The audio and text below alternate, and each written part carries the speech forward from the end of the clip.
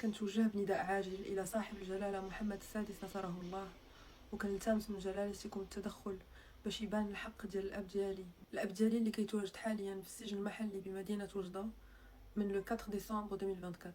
والسبب منعش عقاري اللي نصب على الأب ديالي واللي كيترأس مافيا حقيقية بالجهة الشرقية، مافيا اللي على حسب الأقوال ديالو كتضمن له الحماية من طنجة للقويرة. وكنعلن أمام الجميع أنني كنحمل هذا الشخص وأي واحد اللي كيوقف بجنبه المسؤولية الكاملة والمباشرة عن أي مكروه قد يصيب أسرتي.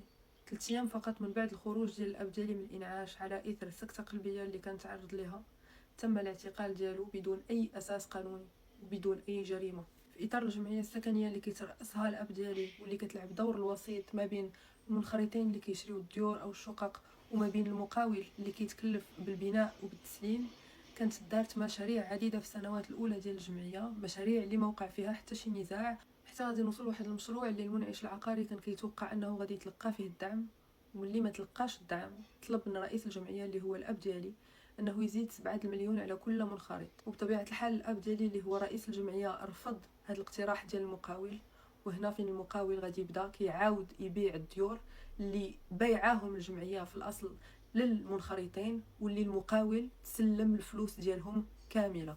وملي الاب ديالي عرف بلي كاين هاد التخرويض كامل من طرف ديال المقاول، دار شكايه سنه قبل من الاعتقال ديالو، شكايه اللي لم يتم البت فيها بتاتا لمده سنه حتى غادي تعتقل الاب ديالي.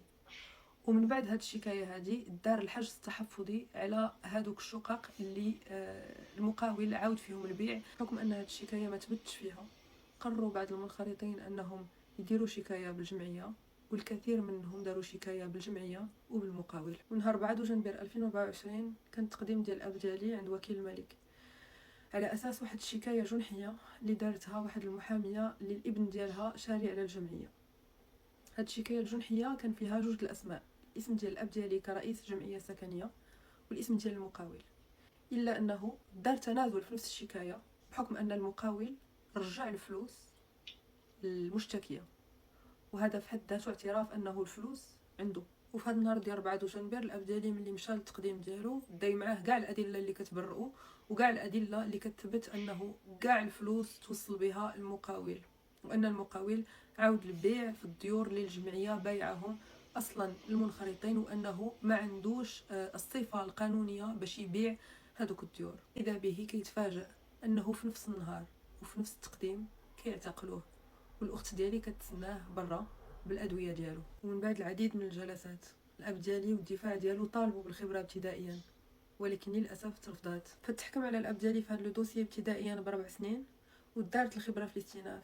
والغريب في الامر انها الخبره اثبتت كليا انه الاب ديالي ما عمره ما اختلس حتى شي سنتيم ولا نصب ولا احتال، وانه كاع الفلوس اللي تسلماتها الجمعيه مشات الحسابات البنكيه ديال المقاول. ومع ذلك تحيد الاب ديالي عام من هذيك 4 سنين وما تعطاتلوش البراءه. وفي القضيه الثانيه اللي الاب ديالي هو المشتكي واللي حط الشكايه ديالو سنه قبل من الاعتقال ديالو، تحكم عليه فيها ايضا ابتدائيا ب4 سنوات وتبرأ فيها المقاول، مع العلم انه كاين تسجيلات فين المقاول كيعترف بجميع التلاعبات وبانه تسلم الفلوس كامله، وكيهدد فيهم الاب ديالي انه يصيفطوا للسجن، وكيدعي انه عنده حمايه في المغرب كامل. وهاد التسجيلات هذه تعرضات على القضاء، فهذا نداء عاجل كنطالب فيه بالافراج على الوالد ديالي اللي من غير انه مظلوم وما داير حتى شي حاجه وكيضرب الحبس هذه قريبه عام. الصحه ديالو ما كتسمحش ليه، انه عنده قريب 70 عام وداير 2 ديال لي كريز كاردياك وخارج 4 ايام من الانعاش وتم الاعتقال ديالو سون اوكان فوندمون، يكون محبوس ما بين 4 حيوط، ما عندوش مخده، ما عندوش مطله، ما يقدرش ياكل كوريكتومون، ما يقدرش ياخذ الدواء ديالو كوريكتومون. اما المجرم الحقيقي فكيعيش الحياه ديالو بلا حتى شي مشكل. وفوق من هذا الشيء كامل كيهددنا وكيصيفط لينا الناس اللي كيهدونا انهم غيحرقوا لينا الدار ديالنا وغيحرقوا لينا الطوموبيلات ديالنا، كيصيفط لينا ناس اللي كيهدونا بالقتل واللي كيتعداو على عائلتي جسديا.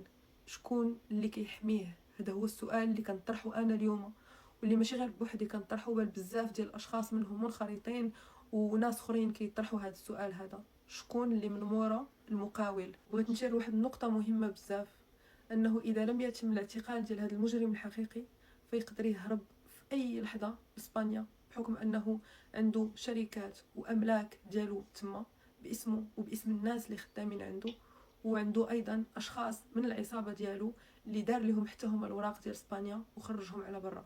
وكاينين ايضا تسجيلات فين كيقول الاب ديالي ثالثها نصيفطك للحبس وانا نهرب. هذه اول فيديو كندير وكنطالب فيها بالعدل وبالحمايه. كنطالب فيها انه الاب ديالي يرجع للدار ديالو للعائله ديالو، انه الاب ديالي يقدر يكمل العلاج ديالو. وغادي ننشر فيديوهات اخرى قريبا اللي غادي نعطي لكم فيها كاع المعطيات وكاع المعلومات الاضافيه.